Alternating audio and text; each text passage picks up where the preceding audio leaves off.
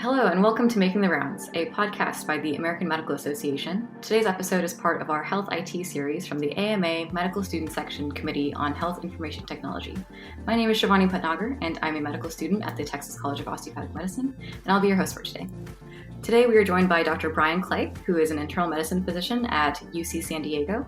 He is also the Chief Medical Information Officer at UCSD. Hello and welcome, Dr. Clay. Hi, glad to be on. Thank you, Shivani. To get us started, can you explain to our listeners a little bit about how you're involved within Health IT? Certainly. So as you said, I currently serve as the Chief Medical Information Officer at UC San Diego Health.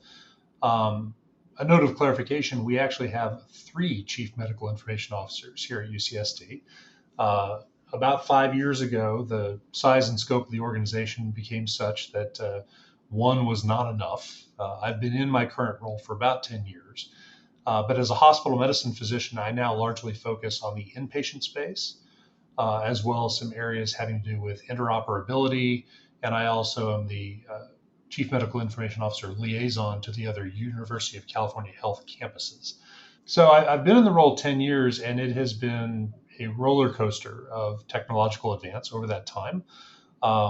When I first started, the role of the CMIO was largely about implementation of the electronic health record, whether it's in the clinic, in the hospital, what have you, and then about getting people to adopt those workflows and making those workflows optimal and efficient.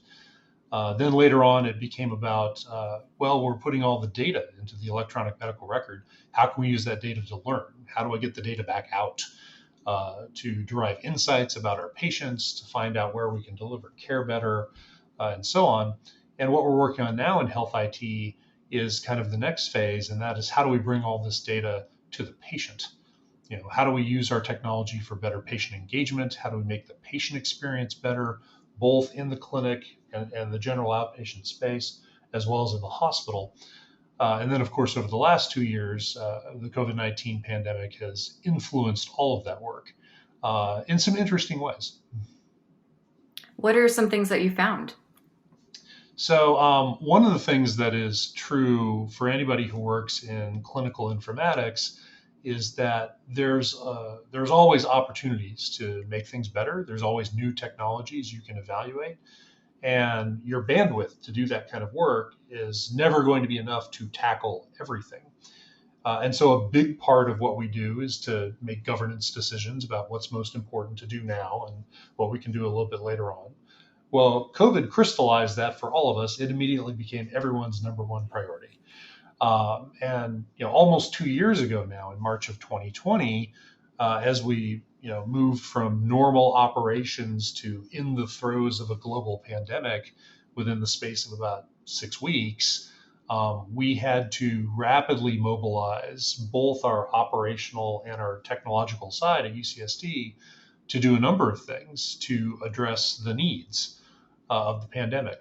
We couldn't all be in the same room anymore, so we had to stand up an enormous telehealth infrastructure. We went from a baseline of doing approximately 10 or 20 video visits a week for outpatients to doing 1,000 a day. And that ramp up took place over 5 calendar days. So we had some of the infrastructure and we had some of the playbook, but we'd never done it at scale. But we were able to ramp that up, educate everybody in rapid fashion, and we went from very little telehealth to essentially 85-90% telehealth in our ambulatory space in just a few weeks. We did it very successfully. It was meant to meet the needs of the moment, but things went well, and we were able to continue caring for patients using that technology. Awesome. 5 days is such a short span to accomplish something like that. And do you anticipate that these changes will last moving forward, even once the pandemic slows down, or if it isn't as big of an impact as it is anymore? I think we've done quite a few things in response to COVID that are going to have a lasting effect and will persist even beyond the bounds of COVID-19. Telehealth is one. And even though we are still within the pandemic, we do a lot more, in-person care than during those first weeks 2 years ago.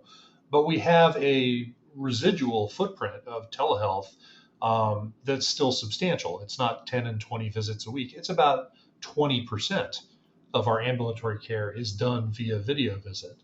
And that's something where we have found, depending on the specialty, that there's more or less applicability of that technology. And having it available as a tool has been very good. And everyone is kind of finding the right balance between having patients come to get care in person versus doing it through a video visit. So that's one. One other thing that we were called upon to do in the first few months of the pandemic, as along the lines of what I mentioned before, is get data out of the system. People were hungry, starving for information.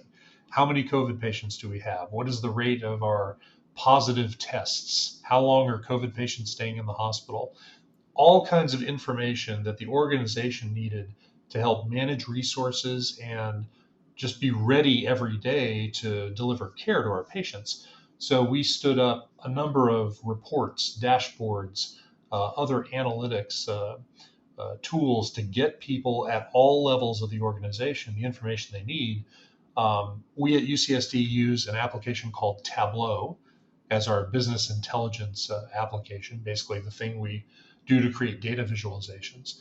And we stood up something called a COVID-19 daily readiness dashboard, which showed things like our current status on personal protective equipment, whether green, yellow, or red, how many cases we were doing in the OR, how many people got admitted yesterday with COVID, how many free ICU beds were available, how many COVID patients were on the ventilator, how many were on ECMO, so that we had kind of a daily snapshot of where we were and the trends from recent days. That is something that a lot of organizational leadership had access to, but we actually created a PDF of it and emailed it to everybody in the health system. So it ended up going out to about 10,000 people every day. And to illustrate how hungry people were for information, we still get email responses now, a year and a half later, asking about tweaks, adjustments, other things people would like to see. People tell us that they are avid consumers of this information, and just being able to get the data out of the system and deliver it to the people helping care for our patients has been incredibly important. All of that is to say that is another thing that's going to persist. So we have used COVID-19 as a springboard to really build out an incredibly robust data visualization platform. And that is something now everybody wants more of. Everybody wants to see their performance in their clinic, in their academic division, or even at a personal level. And so we have used Tableau and other tools to continue to build out these kind of data structures so that people can have that information. Are there any challenges that come up when you're trying to accomplish something like this? For example, in prior interviews, we've talked to people who are concerned about perhaps like data privacy issues when it comes to patients' protected health information and things like that, that people now have access to through all this data collection and EMRs and things. What is your experience with that been? So there's certainly a risk that comes with the concept of big data. And now that most healthcare organizations, of any size have had electronic medical records in place for quite some time, everyone has aggregated these really large databases of patient information.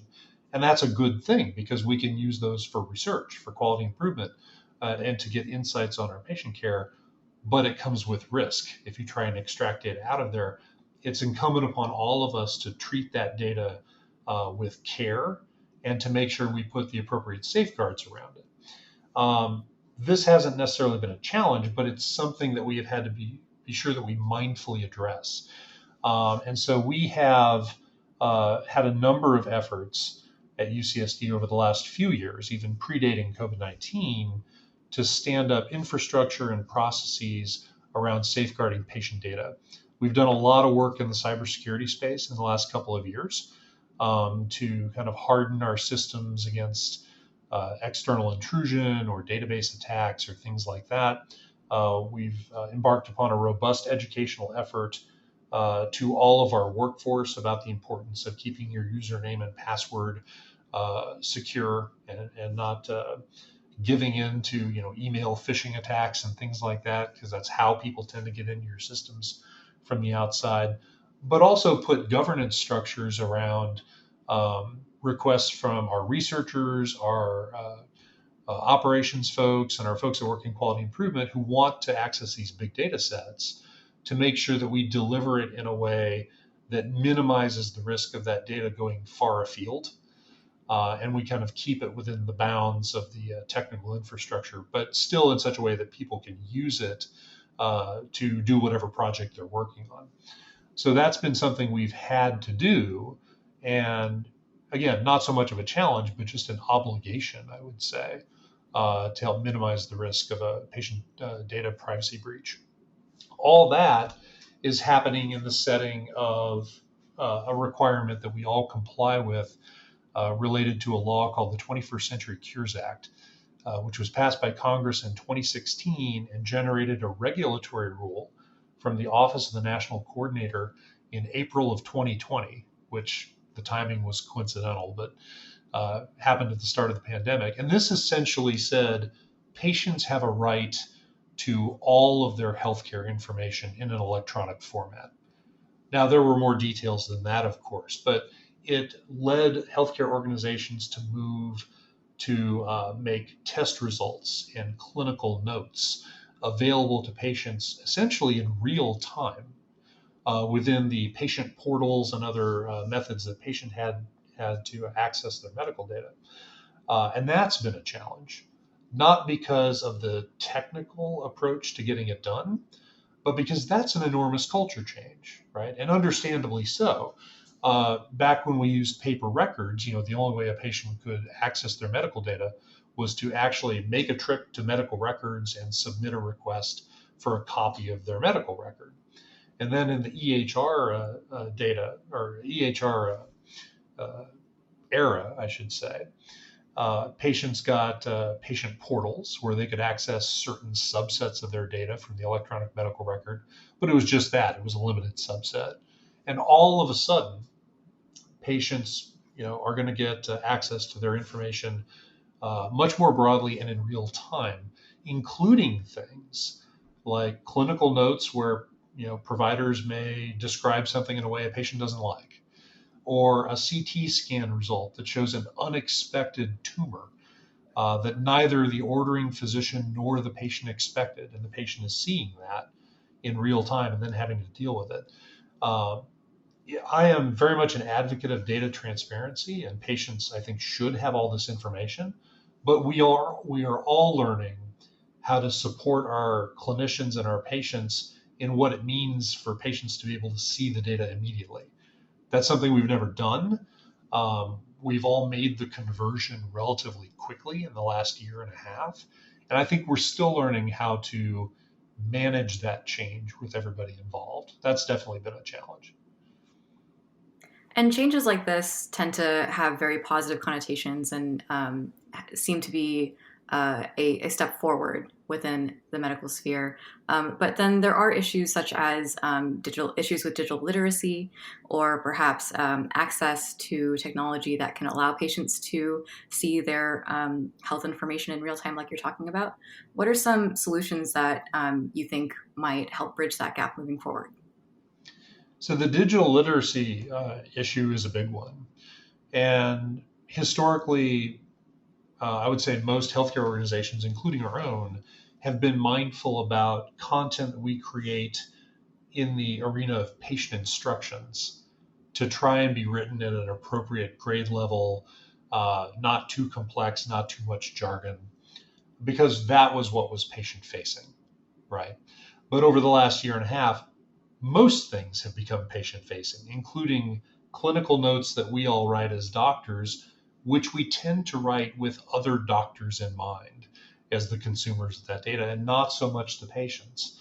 And so much of what people have seen as we've gone to what is called open notes, where patients can see all their clinical notes, is that a lot of questions come up about verbiage or jargon, or what do you exactly mean by that? Now, I am hearing plenty of anecdotes from our physicians that patients are contacting their physician, not urgently, but just, hey, I saw this in my note and this really helped me remember what I was supposed to do after I saw you last before I see you again in 3 months. Or occasionally we are getting patients call back and say, oh, you said this was in my left elbow. It's actually my right elbow. And that's great. A patient can call up and we can quickly correct the record. That's important. But back to the digital literacy issue, that is something where I think the answer is still unknown. What I think is going to happen is that the next phase of the Open Notes project is really collaborative authorship of the clinical documentation. Here's what I mean by that. Historically, it was the physician who wrote the note. Today, in 2022, notes are often authored by multiple members of a clinical team. So perhaps the patient comes into the clinic, the medical assistant or the LVN in the clinic takes a brief history, confirms the medication list, gets the chief complaint, and that information is recorded in the medical record and can be imported into the note for the day. And then the physician comes and interviews the patient, does a physical exam, creates an assessment and plan, and then documents the rest of that. Many of our notes today are sourced from multiple areas, but they're not yet sourced from the patient. And there's some interesting work being done in a number of organizations where what people are doing now is sending prompts or questionnaires to patients in advance of the clinic visit, asking them about, say, their top concern or their top couple of concerns and asking for some details, and using that as the starting point for the history of present illness in the clinical note. So in essence, the patient is actually authoring part of the note. Some organizations are exploring workflows where the note is actually authored together, at least in part, during the clinic visit, where you might imagine both the doctor and the patient are both looking at the same computer screen and confirming that they agree on the information. This is, I think, one of the ways that we can address the fact that physicians are always going to use language that is kind of above and beyond, what the median patient may understand. There's a lot of complex terminology, and some of it needs to be in the note because the patient isn't the only consumer of the note. It's also a medical document and so on. But people are starting to realize that the patient is also a consumer of the note and to write with that in mind. And so I think we will see evolution of style, probably over a 5 to 10 year range about how people write their notes. And even for things like how radiologists dictate their reports for things like CT scans and MRIs and other imaging studies, knowing now that the patients are going to have access to that and are going to be inquiring about the terminology that they see. You took care of the nation. It's time for the nation to take care of you. The AMA stood by America's physicians and patients during the pandemic, and we're not stopping there. We're fixing prior authorization, leading the charge on Medicare payment reform, supporting telehealth, fighting scope creep, and reducing physician burnout. It's time to rebuild, and the AMA is ready. To learn more about the AMA Recovery Plan for America's Physicians, go to ama-assn.org/time to rebuild. That would be a really interesting shift in the patient-physician relationship moving forward. That'd be exciting to see. So just to pivot a little bit, UCSD is one of the leaders in health IT research. How has your experience been, or what has it been like to be one of the leaders in a group like this? It's been a great experience, and I have to give credit to our chief information officer for the last 5 years, Dr. Chris Longhurst, who came to us from Stanford Children's, where he had the CMIO role there. And he was a big proponent of making sure that in addition to doing good work in applied clinical informatics, that you generate scholarship from it. Not everything needs to be a grant-funded project or a randomized controlled trial. A lot of what we do in clinical informatics is implementation science. And it is very worthwhile writing up and publishing how you accomplish something, the pros and cons, the challenges and the wins, because you can teach other organizations who are looking to do a similar thing how you went about it and how successful that was. This can be applicable to even relatively small scale projects that you implement over, say, a 2 to 3 month time frame, there are still some lessons to be learned and some measurements to be made that can then generate some scholarship and some publications. And this is helpful not only for the organization, but for the physicians and the faculty members who participate in that work, because it helps them in terms of advancement and promotion, round out their CV and things like that. It's also a great opportunity for all of the learners around here, residents, fellows, medical students, across multiple disciplines. And we've had quite a few residents and fellows partner with us on projects and get publication opportunities based on the scholarship that's derived from that. And for any of our listeners who are interested in learning more about what it's like to be a CMIO, what are some training or qualifications that are required to be in this position? So that's a really interesting question. When I started 10 years ago, the field was very new.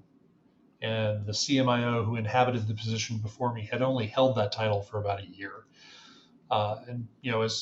As far back as, say, 15 years ago, to get into clinical informatics, you just had to be willing. EHRs were new. They needed physicians to help lead projects. People that had interest in the space, could basically just volunteer and step into a role. The field has certainly matured since then. There is now an ACGME accredited clinical informatics fellowship. That is a 2-year fellowship. We run one here at UCSD. And it's a fellowship that can take a resident from any specialty after they finish, and then they can do 2 years in applied clinical informatics, and there is a board exam and a board certification for that.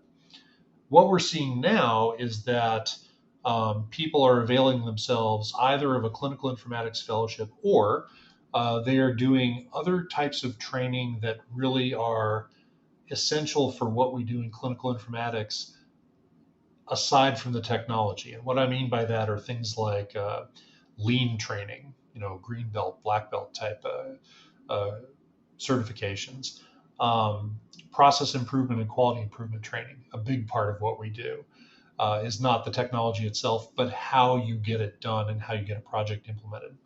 I didn't go through a formal fellowship for clinical informatics because there is still something called a practice pathway to be able to sit for the boards. If you've worked in clinical informatics for more than a few years at more than 30% time, then you're eligible to sit for the boards, and I became board certified back in 2016. But recognizing early on that I had an interest in this, I took something called the AMA, the American Medical Informatics Association, the AMA 10 by 10 course, which is an online course sponsored by multiple organizations. I took one that was sponsored by Oregon Health Sciences University, OHSU, way back in the day. And it's all online, and it spans 10 weeks. And it covers kind of the basics of clinical informatics. And that was a great kind of starting point. And for anybody who's interested in this space, I highly recommend checking out a 10 by 10 course. It's relatively light lift. It doesn't take much time, but it's a great introduction to the topic, and it will definitely tell you whether you want to learn more. Thank you for sharing that. And reflecting back 10 years ago when you first got started, what is something that drew you to the field? So, I'm a San Diego native. I was an undergraduate and a medical student here at UCSD. But after spending all that time in San Diego, you want to see some other neck of the woods. So I did internal medicine residency elsewhere, and I was at Vanderbilt University in Nashville, Tennessee. And Vanderbilt was one of the organizations that was really at the forefront of bioinformatics. They had a division of bioinformatics, a homegrown electronic medical record system. And when I started there as a resident in 2000, they were already doing computerized provider order entry, CPOE. And over my 3-year residency there, I watched them evolve their technology and their electronic medical record in areas like clinical decision support and order sets. And really, I was able to see how you could use the technology to guide people to make the right decision. And I found that fascinating. So when I was done with residency in 2003 and I came back to San Diego and joined UCSD as faculty in hospital medicine, we were just starting our journey to implement an enterprise electronic medical record. And I said, I want to get in on that because I think there's incredible opportunities as we move off of paper notes and paper orders to make processes highly reliable, to implement standard workflows, to give ordering physicians the information they need at the point of care to make good decisions. And that ended up being correct. There's a ton of opportunities to do that with the right software and technology in place. And there's still a lot of work to do. It's very similar to internal medicine in that regard. One of the reasons I became an internist is because you can never master the field. It's so big, right? There's always something else to learn and something else interesting to know about. I think that information technology is much the same way, that there's always a new area to kind of dig into and see if it can help you improve the care of patients. And now looking forward within the next 10, 15 years, as my generation of medical students start entering the workforce, what are some changes that we should anticipate within HIT? Oh, I'm being asked to prognosticate. It's very easy to see kind of the continuation of the current state, only more so. We'll have electronic medical records, but they'll become more efficient and easier to use. And maybe there are mobile app versions of them today, and those will become more robust. But I do wonder if a sea change is out there, maybe 10 years down the road. And I think a big part of what drives that is actually external to the IT space. And specifically, I mean how we all get reimbursed as physicians.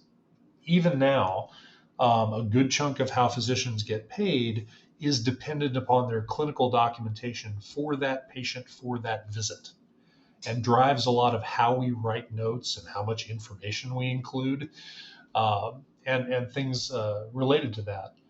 If we were to radically change the funding model for physicians and for hospitals, that might drive an enormous amount of change in how we set up systems for people to write orders and write notes. That's one area.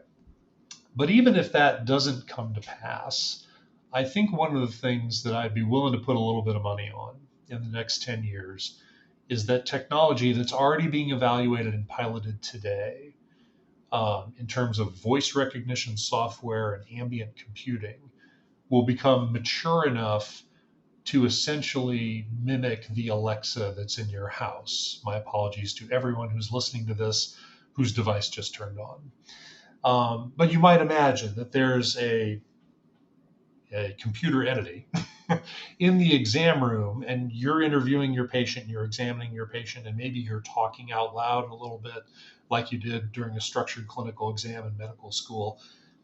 And the computer is ingesting all of that information. It's parsing what goes in the note. It's parsing what goes into patient instructions. It's parsing what are orders and teeing all of that information up so that you, the physician, then wander over to the computer, review all that material, make sure it's accurate, and sign it off. And the whole chunk of time that we spend doing clinical documentation and order entry could potentially be outsourced to technology. I think this is actually going to happen. I don't think it's going to happen next year. I don't think it'll happen in 5 years. I think that it'll happen within the scope of my career, and I have a ways to go. It will definitely be something I think that today's medical students will see during their career. Awesome. We'll look forward to that. All right. As we wrap up, do you have any channels or social media handles where people can connect with you and follow your work? Certainly. So you can find me on Twitter at Brian Clay MD, BrianClaymD. Awesome. Well, everyone, that's all for today. Thank you for listening, and thank you for your time today, Dr. Clay. This has been Making the Rounds, a podcast by the American Medical Association. You can subscribe to Making the Rounds and other great AMA podcasts wherever you listen to yours, or you can visit AMA-MSSN.org/podcasts. Thank you for listening.